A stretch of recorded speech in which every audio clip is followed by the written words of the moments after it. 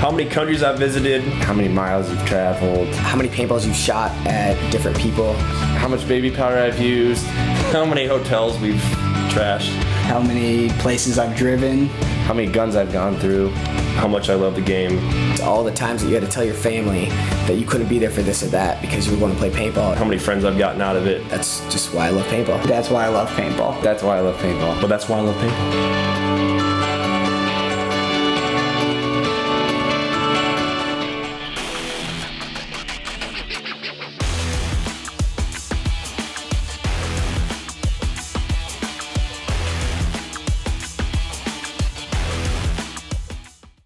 Welcome to The Breakdown, brought to you by PaintballAccess.com. I'm Matty Marshall here with Todd Martinez. And at the end of the 2013 season, after 5 events and after categorizing and taking all the statistics down over 6 metrics of paintball greatness, we have determined the 10 best players in the world.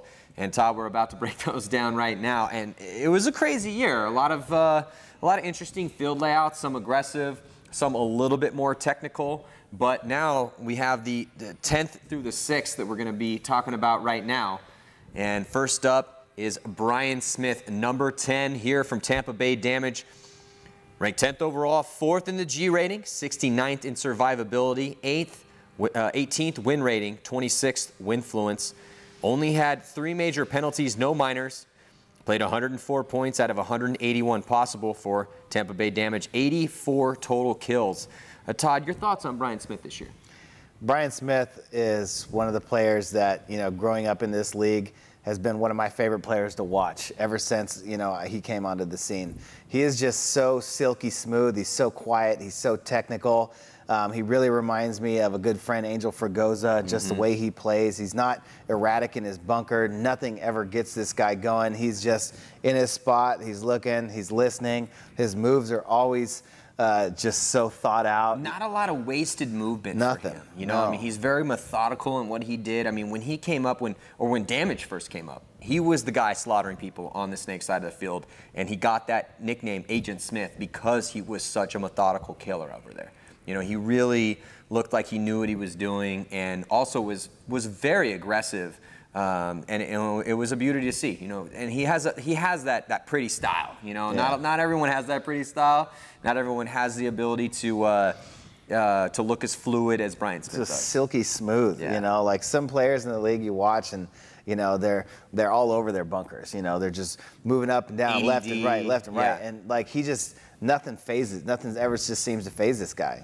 His paint starts getting put on him from one side. He just stays cool. He's such a good communicator, even though he's not really loud. Everybody knows what he's going to do. If he can get to his spot, he's going to be a tough dude to dig out, and easily one of the best snapshots in the league, if not the best. And he took some time away from the game as well, too. Well, he finished 10th, and I think he missed one event this season because he was sick. Yeah, he was sick. So, I mean, still managed to get 84 kills. Which is going to hurt him on the points played.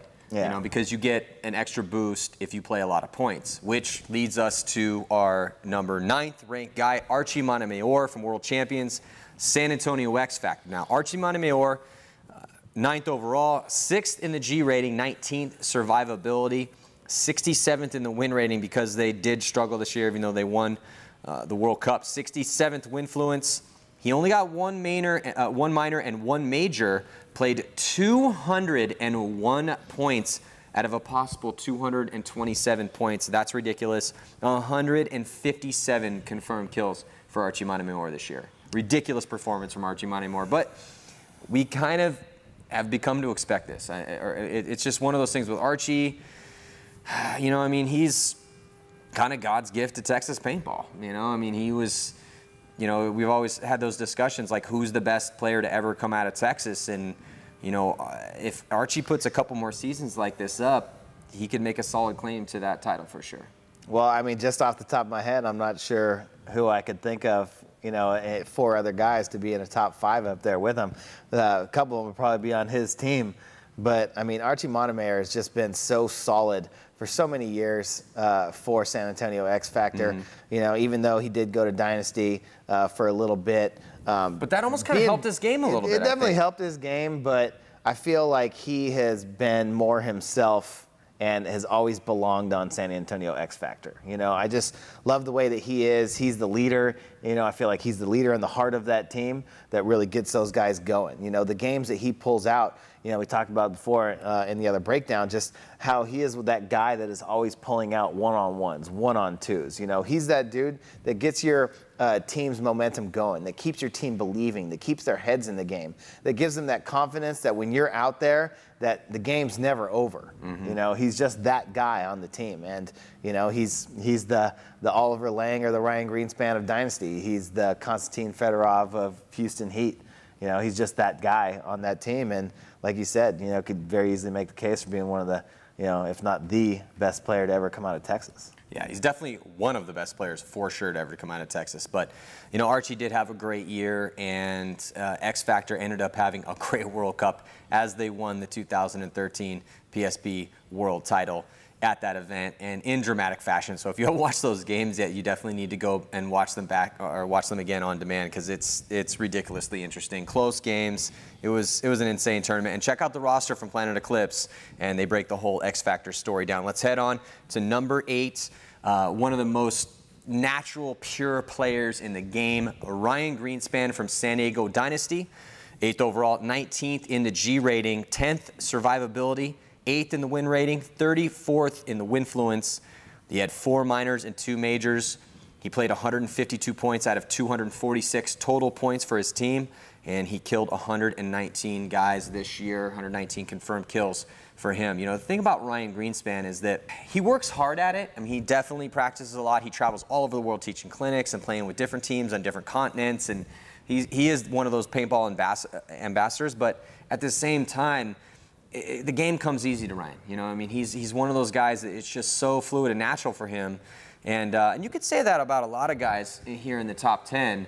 But that being said, I mean, you know, Ryan Greenspan has been the on-field glue holding the attack of Dynasty together, because Ryan can play anywhere. Ryan can play the 3 if he needs to, if somebody dies off the break, or if he starts in the back center, he can do that. He plays the 2 typically.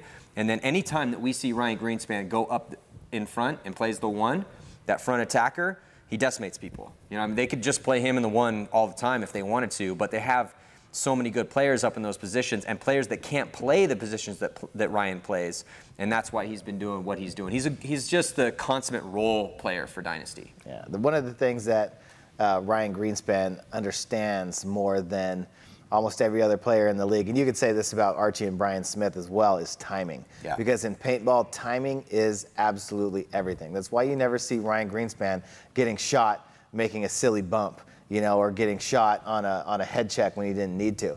You know, he knows when to move, when to shoot, where to look, you know, how to talk. When to attack. You know, it's when to defend. It's all about timing with Ryan. You know, he understands when the game is going offensive and then when he needs to play defense. He understands the dynamics of the game and how the game unfolds constantly, whether you're in a 5-on-4, a 4-on-5, a 2-on-5, no matter what the situation is. You know, Ryan has that experience, but the fact that he understands the way that the game unfolds, it's almost like it's in slow motion to him. You know, when you're watching things happen in front of you, he knows what's going to happen steps ahead of every other player on the team. That's why he is always in position, waiting for you to make that mistake, so he can shoot you in the face and turn that game right around. Well, a great chess master always has the ability to look at the game 12 to 14 positions ahead of what's happening currently, and that's, you know, I don't know if it's 12 or 14, but I mean, for Ryan, he is at that next level, and he has been for a long time. So, you know, and Ryan could just be coming into his prime. I mean, he's not old. He's still he keeps his body in really good physical shape. And,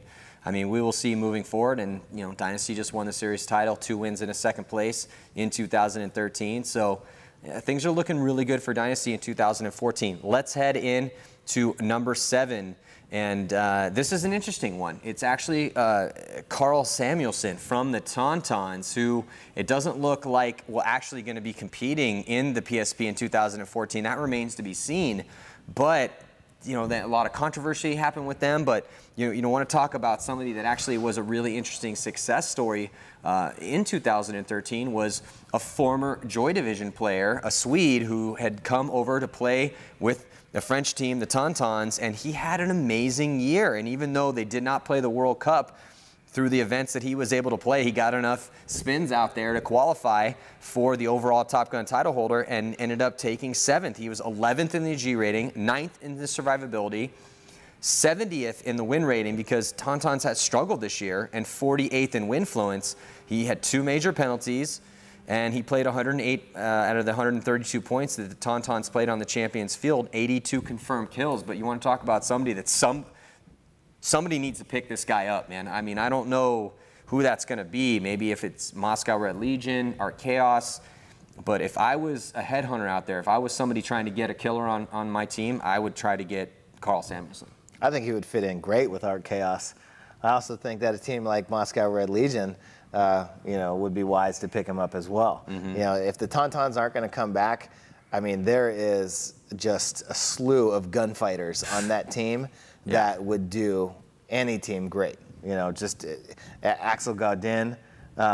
We may see him back in the with Grad Moscow if they end up bumping up. Yeah. You know, you never know. But I mean, yeah, and that's kind of that's a word on the street too. We don't know if because Grad Moscow became Red Storm, and Red Storm took 2nd overall D1, and so now with DMG and the Jesters leaving the Challengers division, it looks like, is VCK going to move up? We don't know. Is Red Storm going to move up? I don't know. But if this kind of creates a lot of opportunity for some guys to get out there and do some damage for these teams, because the Tauntauns have a lot of killers on that squad. So if the Tauntauns are coming over, which is a sad thing, and it was very controversial with that hot gun, regardless of that, I liked watching them compete. I was hoping that we would see them continue on that run, regardless. But the best success story player-wise from that team was not even the Frenchman, even on a French team. It was the Swede, Carl Samuelson. And somebody needs to pick him up. I don't know who it's going to be. There's a lot of talent over there. There's a lot of talent over there, that could get picked up and brought over to the PSP season next year. But, I mean, Carl Samuelson, the way that he played, be a wise pickup for any team. Yeah, so let's head into here before we close out for the 10th through 6th Top Gun leaders here was Damien Ryan. And Damien Ryan had a special year for Los Angeles Infamous. And I think there's probably a little soft spot for Damien Ryan in your own heart. Damien Ryan's a fun guy. He's a spark plug. But you want to talk about somebody who made a statement this year. It was Damien Ryan. And Damien Ryan, 6th overall, 5th in the G rating, 31st survivability, 43rd in the win rating because Infamous did struggle this year, 39th in the winfluence. Got a lot of penalties, 4 minors and 4 majors, which, penalties kill your overall ranking.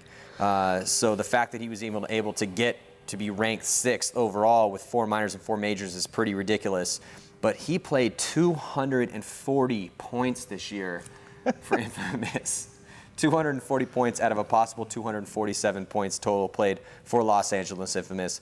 And Damien Ryan killed 193 players this year.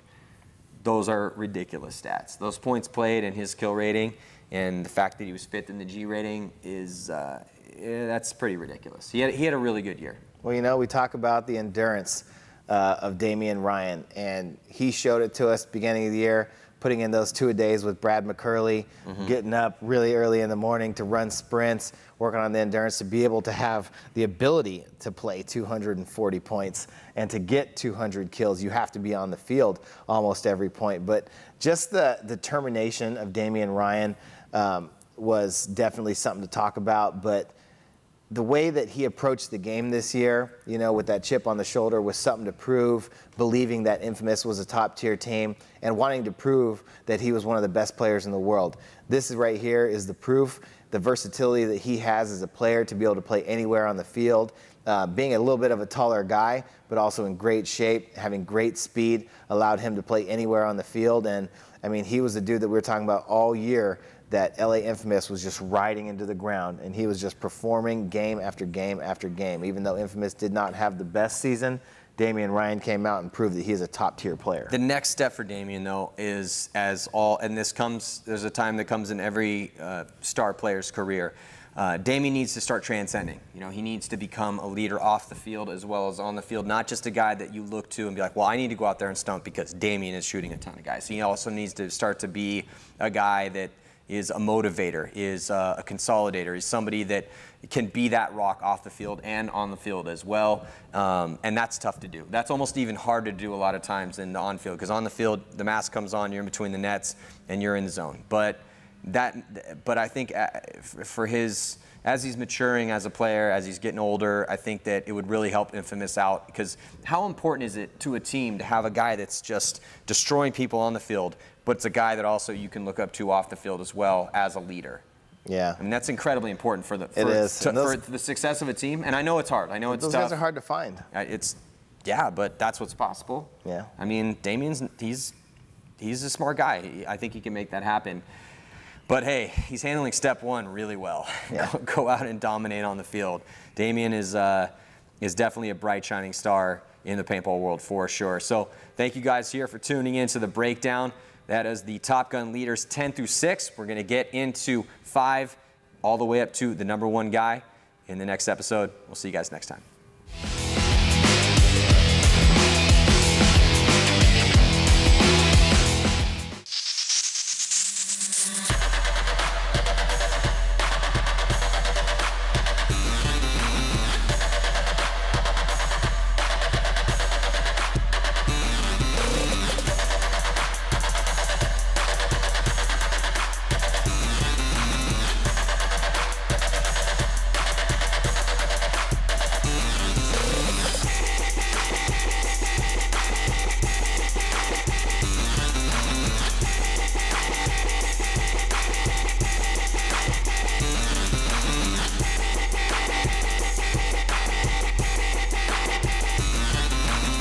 There are massive opportunities, both with the sport of paintball and for your business. If we are successful in taking our sport to another level, unite with Paintball Access in our quest to elevate paintball and broadcast it to the world.